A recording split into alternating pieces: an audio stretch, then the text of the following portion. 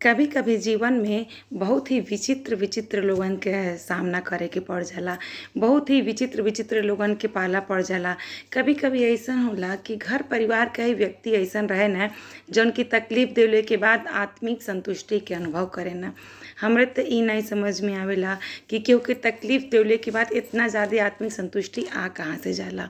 लेकिन बहुत लोग होना कि अपने अहम के संतुष्ट कैले के नाते दूसरे के तकलीफ देना है और दूसरे के रोआ के, दूसरे के परेशान कई के, दूसरे के आँखी में आंसू दे के बड़ा सुकून मिलेला।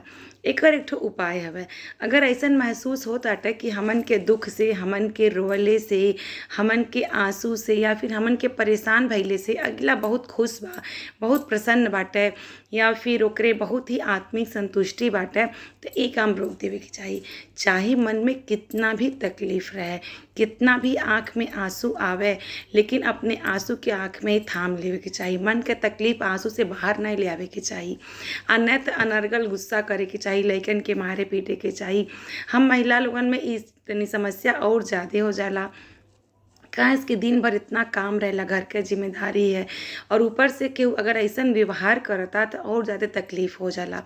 तो एकरे नाते का करे के चाही कि अगर कितना भी तकलीफ हवे वो चीज़ के अंदर रख के बहुत ही शांतिपूर्वक रहे के चाही।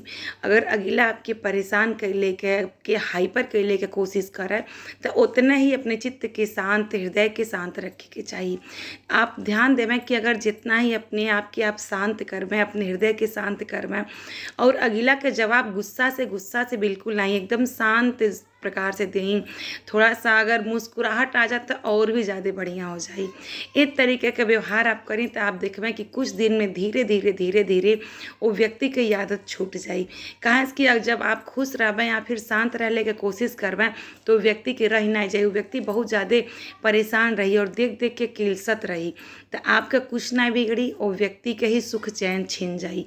नहीं तो अगर आप वो व्यक्ति के बहुत ज़्यादा महत्व दे के आप खुद के तकलीफ देवें तो ये आपका सुख चैन के साथ आपके निजी जीवन पे भी बहुत अधिक प्रभाव डालेला।